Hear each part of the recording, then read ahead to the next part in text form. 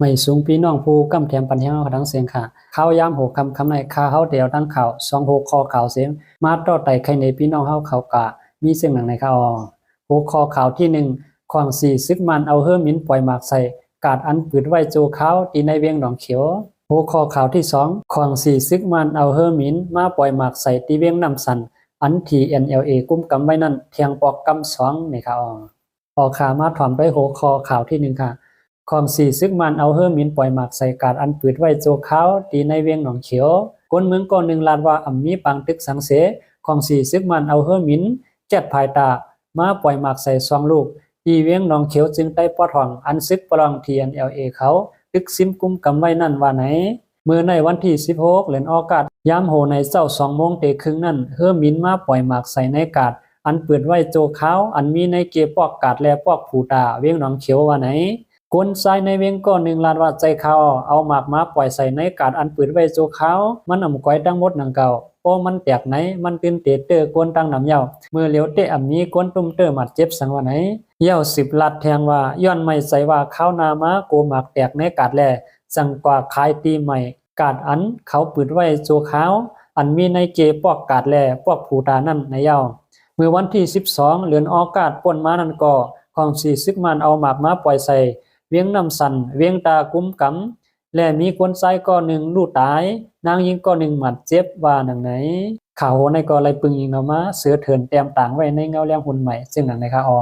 าค่ะก็ไม่มาถอมในหัวคอข่าวที่2ค่ะควางสี่ซึกมันเอาเฮือมินมาปล่อยหมากใส่ที่เวียงน้ำสันอัน TNLA กุ้มกำไว้นั่นเทียงปอกกำสอง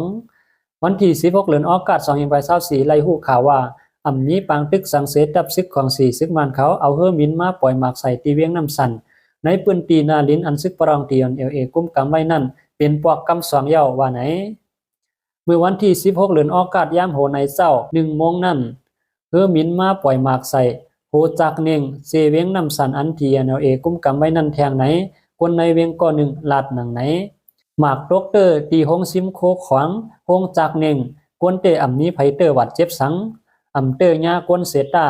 ย้อนกึ่งกลางมาปล่อยใส่แหลกคนเมืองก็ยิงแขนโกเฮมาเหลือเก่า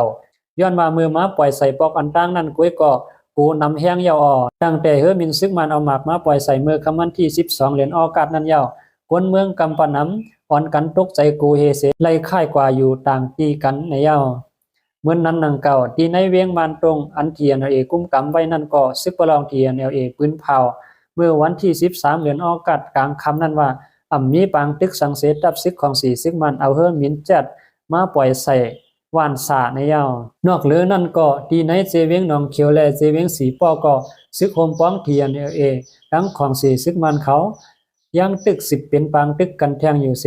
ในปางตึกที่เวียงหนองเขียวนั่นซึกมันเอาเฮือมินจัดภายตาจอยตึก1ปอกเฮือมินY12ส่งเครื่องกำแจมเขา11ปอกและมาปล่อยหมากใส่85ลูกปางตึกในเวียงสีปอก็เฮือแก้ภายตาปล่อยหมากตึก1ปอกเฮือมินY12ส่งเครื่องกำแจมเขา8ปอกแลมาปล่อยหมากใส่44ลูกเย้าว่าไหนเอาค่าขาวในก็ไรปึงอีกออกมาเงาเลี้ยงหุ่นใหม่เตรียมต่างไว้หนังในคาเอาค่ามันในเพราะว่าเขาซุ่มเย้านี่ก็หนังหือเปื้อนเต็มอยู่ไรนั่นเขาเต็มกึดลือค่ะเขาเดียวเฮือมินมาปล่อยหมากใส่ให้ไหนทิศค่ะย้อนให้พี่น้องคนเมืองเขาหลอดเพกันกูก็เสียกำคาไม่สูงดังเสียงค่ะ